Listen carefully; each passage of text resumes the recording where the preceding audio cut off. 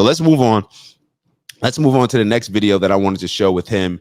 And it's Thomas Sowell discussing the teachers unions and how they impact certain communities. In politics, the goal is not truth, but votes. Absolutely. And why does that matter? Oh, it matters because if you can get people to believe that their problem. Let me stop it real quick. In politics, hold on. The goal is not truth. In politics, the goal is not truth, but votes.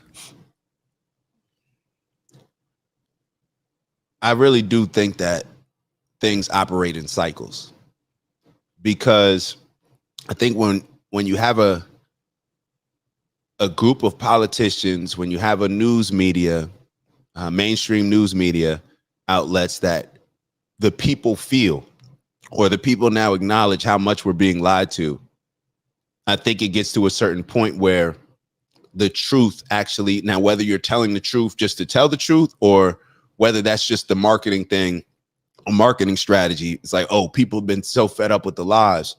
Now let's actually start giving them the truth. Whether that's based in us just standing on truth, or that's based in just doing it to get votes, I don't know. But I do think that we are in a time right now where we're seeing that people are looking for truth.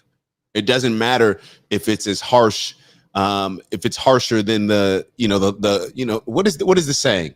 I'd rather an ugly truth than a beautiful lie. I think that's what Hassan Campbell says, or something like that. I forget. But that's really the question. I think that's what we're facing right now. And I think that's what a lot of Democrats has them so puzzled, to where they say people voted against their interests. You have Mexicans and Latin X, because they throw the X on there, right? Even though Latinos don't like that. You got Latin X people voting against immigration when they immigrate. Two totally different situations.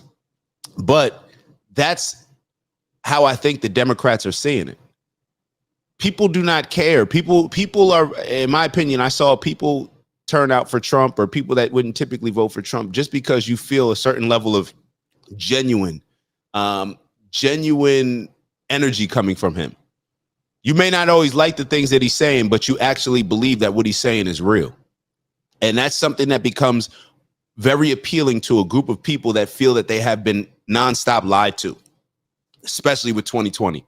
And we're going to play a certain video with this new head of the FDA that I believe also proves this point as well. But let's keep going. Absolutely. And why does that matter? Oh, it matters because if you can get people to believe that their problems are all due to racists, you will get their votes. But if you look at a lot of data on different things, you discover that's not the case. It's very doubtful if all the racists in the country today have half the negative effect on blacks as the teachers unions have. Because it's an interesting statement. It's an interesting statement. And going back to what he said before that, as far as if you can convince people that they're in a position that they're in because of a system of oppression against them compared to their own doings, that's going to make people feel better. That's going to play into their emotions. That's going to comfort them, compared to looking at the data and then coming up with a different conclusion that holds them accountable, that points the finger directly at them inwardly, that forces them to assume responsibility for them lacking success in a particular area. Which one are we inclined to go with? I'd say human nature, as far as the current culture, is what makes me feel good. What is going to make me feel good? Which group is fighting for, which group feels me and understands and relates to me more? They know my struggle. That's why they're fighting for things to be easier for me. So we got to stand up against this system. That's the mindset that a lot of people are adopting. And when they have this emotional attachment, then it excuses, in my opinion, us from seeing the big picture, because we're just locked in with the fact like, oh no, this group understands that I'm being oppressed because of a bigger problem. It's not me. It's the system. So I guess it always goes back to us versus the system. Because the teachers' unions keep the schools lousy in areas where the people who send their kids to school do not have the option to send them to a private school if the schools are bad. Teachers' unions, I understand what he's saying. It's not about performance. When it comes to the teachers' unions, let me hold on, let me move this real quick. It's funny. My mom and my dad and I, we were just having a conversation about different things that schools offer. And we got reminded of the program that we were looking to create in Montclair. And when we brought the program to the Board of Ed, let me not bring up any particular names, but the higher ups over there, they said that here we were creating a program. You got a NFL player, former NFL player from the town with his mother who's been teaching in the town for over 30 something years. His father's an attorney looking to, do some stuff back with the community. My friends and family, all of our friends and family, other teachers that my mom works with, her best friend, my friends, family friends, doing a volunteer program that feeds the kids, that works with the soup kitchens and feeds the kids 2 to 3 times a week. And we went to the school system and they said that, yeah, we can't, because we wanted them to pass out the flyers for the programs and let people know. And they said, oh, yeah, parents have been complaining about getting too many flyers in their backpacks, in their kids' backpacks, so we're not going to send them out. That's what the school system told us. That parents were complaining. That's the type of decision that you make when you're worried about how parents feel about you compared to you doing your job and providing programs for the kids to excel and succeed in your school system. That's the difference. You're talking about too many flyers in kids' backpacks compared to a program that's actually teaching finances, actually teaching history, actually teaching the kids speech and writing.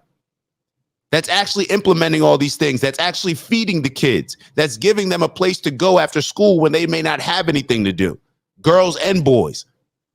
From what did we have? 5th grade all the way through high school? Younger than that. So we had all these things where we're teaching the kids how to wash dishes, how to make a table set, like all these different things. And the school system is telling us, oh, well, we just don't want all these flyers going out because parents have been complaining. That is what happens to me in the school system. It is just as political as politics. People are just worrying about either keeping their position or moving up to a higher position. And that's what happens. To the point where, let me not get drunk. Let me not get side. I'm gonna get angry just thinking about this. To the point where I'm walking around with my bro Vons in the winter, passing out flyers in the neighborhood. That's what, and then you know what the school system does? They go back to you later on and say, oh yeah, what's that program that you guys do? Maybe we can get involved. Nah, we're good. We're good. Matter of fact, we ain't even doing that. Neither here. I'm going off on a tangent. Let me get back to it. Get back to it. Come on, man. Get focused up, bro. All right, so the last video that I want to show y'all is with all this racism, with all of these things that come into play, whether or not people are going to be successful, whether or not the world is against us, take a look at this.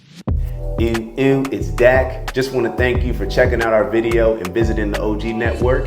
If you enjoyed the video, please make sure that you give us a like. And if you're looking to join a community of inspired individuals striving for purposeful abundance, subscribe. And if you're feeling real generous, share the video with some friends and family. All right, I'll see y'all soon. Ew.